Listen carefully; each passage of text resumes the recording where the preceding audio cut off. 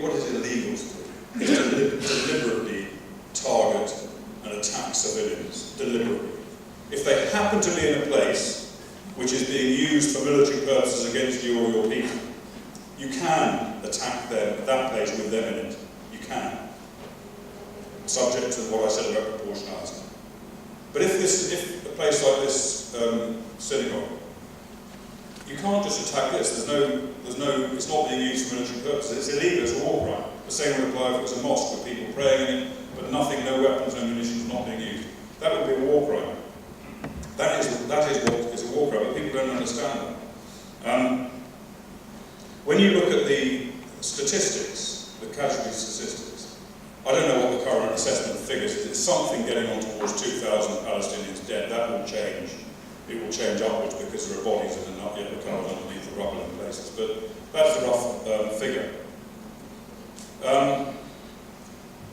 The United Nations have said that 70 to 85% of those dead are innocent civilians.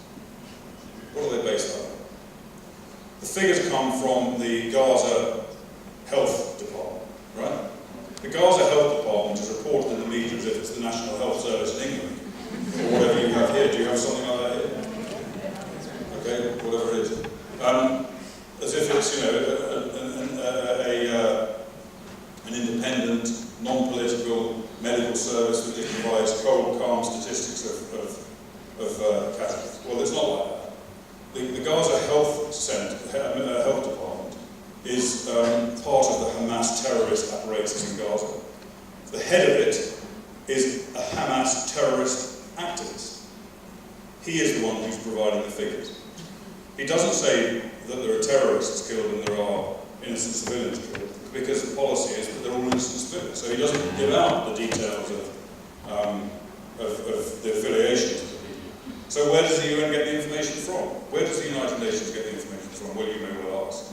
Is it guesswork? Is it from their sources on the ground? And what is the affiliation of their sources on the ground? That suggests it's 70 to 80%. On the other hand, you may have heard of the Mayor Amit Intelligence and Terrorism Information Centre. And I had a meeting with the director of that centre only today, and we were talking about the figures. And their assessment, their current assessment, is that it's around, and this is approximately, but it's close, around 50-50, around that. Maybe 45% fighters and 55% innocent civilians. But let's say around 50-50. That's their assessment. What's their assessment based on? It isn't based on the UN chatting to their mate who happens to be a member of UNRWA who's a Palestinian activist or a family of UNRWA. It's nothing like that. Theirs is based on very detailed, careful analysis, using open sources, mainly Facebook and other social media. Very detailed, careful analysis of the names of the people who have been declared by the Gaza Medical Department as being killed. So they look at all those names, they go through them painstakingly, they link them to social media, and they identify those who are terrorist activists. And they reckon, so far, they haven't done it all, they've done 300 so far out of the total of nearly 2,000, so it's a small proportion so far, but it's consistently about 50-50, and they expect that it will probably be about 50-50 as they go through. It might be that with the ground combat coming into it, that it might be a bit more civilians or whatever, but that's what we're talking about. So don't believe the nonsense that's spewed out by the UN and repeated without question or thought by the international media, because it's just not true. And also, if you look at those figures, you've got to take account of a few other things as well. Of those 2,000, how many were killed by rockets falling short from Hamas? 200 of which fell short, I think 200 to 300. They killed many. Hamas have executed large numbers of people for allegedly betraying them and working for the Israelis. They have executed a large number for protesting against the war.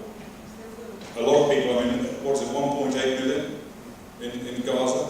Did none of them die from natural causes in the last 4 weeks? I guess they were done. Even though they didn't die from starvation, because Gaza has, I think, the third or fourth most obese population in the world, according to the International Index of Obesity. And not as much as America, but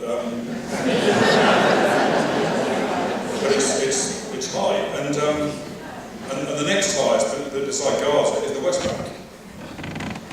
So, it's your fault, by the way. It's your fault. So all these casualties, you know, it's not the picture and the pattern is not what we're told. I want to move on and talk about the war crimes committed by Hamas.